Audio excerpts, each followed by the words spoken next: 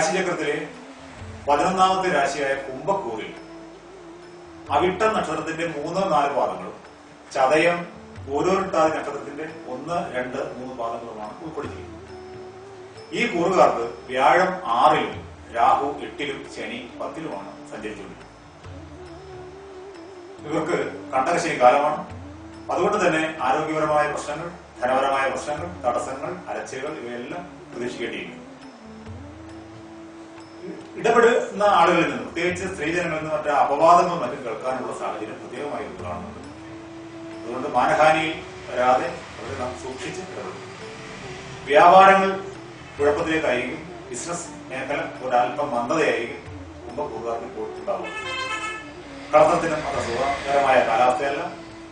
ചില രോഗങ്ങളും ദുരിതങ്ങളും വിചാരിക്കാത്ത ചില പ്രശ്നങ്ങളൊക്കെ ഉണ്ടാകാനുള്ള എല്ലാ സാധ്യതകളും കാണുന്നു. പൊതുവിൽ മോശപ്പെട്ട ഒരു സമയമാണ് കുംഭക്കൂറുകാർക്ക്. വ്യാഴം 6-ലുമാണല്ലോ. അതുകൊണ്ട് ആ കൂറുകാർ ശനി നവഗ്രഹ പ്രതിഷ്ഠയുള്ള ക്ഷേത്രങ്ങളിൽ ശനിപൂജ നടത്തുന്നത് വളരെ ഉചിതമായിരിക്കും. സർപ്പപ്രീതികരങ്ങളായ വഴിപാടുകൾ നടത്തുന്നതും വളരെ നല്ല ഫലം ചെയ്യുന്നതിന് നമുക്ക് കരുതാം. രാശിചക്രത്തിലെ അവസാനത്തെ രാശിയായ മീന കൂറിൽ പൂരോരുട്ടാതിയുടെ 4ാമത്തെ പാദവും ഉത്രട്ടാതി, രേവതി എന്നീ നക്ഷത്രങ്ങൾ പൂർണ്ണമായും ഉൾക്കൊള്ളിച്ചിരിക്കുന്നു. ഈ കൂറുകാർക്ക് വ്യാഴം 5-ലും രാഹു 7-ലും ശനി 9-ലുമാണ് സഞ്ചരിച്ചുകൊണ്ടിരിക്കുന്നത്. ആരോഗ്യസ്ഥിതി പൊതുവിൽ മെച്ചമായിരിക്കും. ചികിത്സകളും കാര്യങ്ങളും എല്ലാം ഫലം ചെയ്യും. ധനസ്ഥിതി ഒരു മധ്യമ നിലയിൽ, താരതമ്യേന വലിയ പരിക്ക് കൂടാതെ കടന്നു പോകാവുന്ന ഒരവസ്ഥയാണ്. കളത്രവുമായി അഭിപ്രായ വ്യത്യാസം ഉണ്ടായി കുഴപ്പങ്ങളിൽ ചെന്ന് ചാടാതെ പ്രത്യേകമായി സൂക്ഷിക്കുക. സർക്കാർ ജീവനക്കാർക്കും വിദ്യാർത്ഥികൾക്കും പൊതുവിൽ ഗുണകരമായിരിക്കും. പരീക്ഷകളിലെല്ലാം വിജയം കരസ്ഥമാക്കാൻ പറ്റിയ ഒരു സമയം.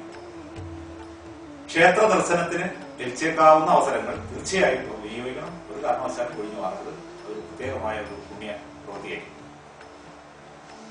തങ്ങളുടെ ദോഷ പരിഹാരമായി സർപ്പത്തിന് പ്രീതികരങ്ങളായ വഴിപാടുകൾ കൊടുക്കുക.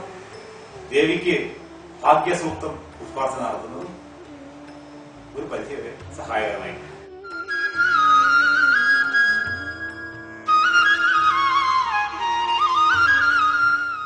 പ്രേക്ഷകർ അയച്ചു തന്ന കത്തിൽ നിന്ന് തിരഞ്ഞെടുത്ത ഒരു കത്ത് നമുക്കിവിടെ ഒന്ന് വായിച്ച് എന്തായിരിക്കും അതിന്റെ ഫലം എന്ന് നമുക്ക് നോക്കാം.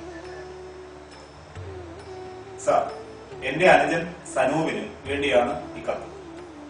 ജാതകം ഇതോടൊപ്പം അയക്കുന്നു. 31 വയസ്സ് കഴിഞ്ഞു.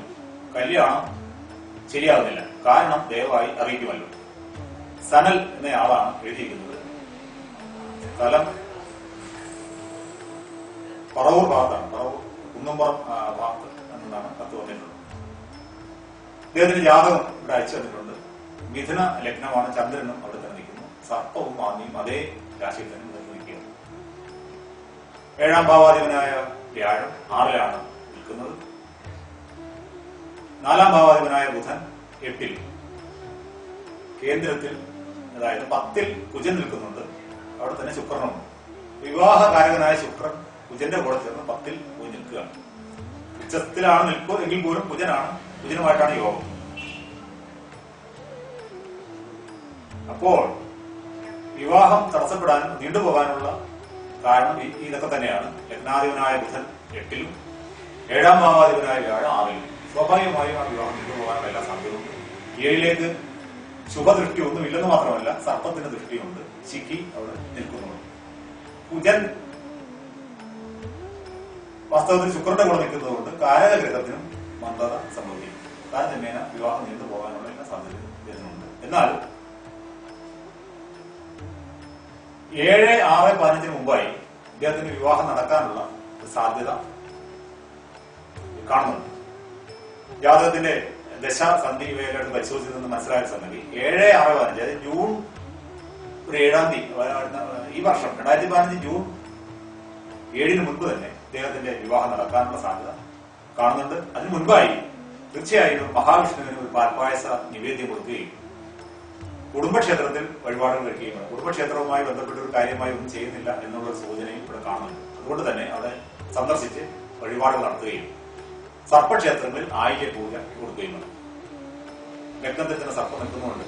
സർപ്പത്തെ പ്രീതിപ്പെടുത്താതെ മുന്നോട്ട് പോകാൻ കഴിയും. കൂടാതെ ഒരു ഉമാമഹേശ്വര പൂജ ശിവ പാർവതി ക്ഷേത്രങ്ങളിൽ കൊടുത്ത്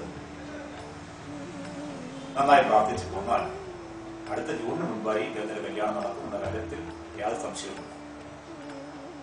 അടുത്ത ആഴ്ച വീണ്ടും കാണാം. നമസ്കാരം.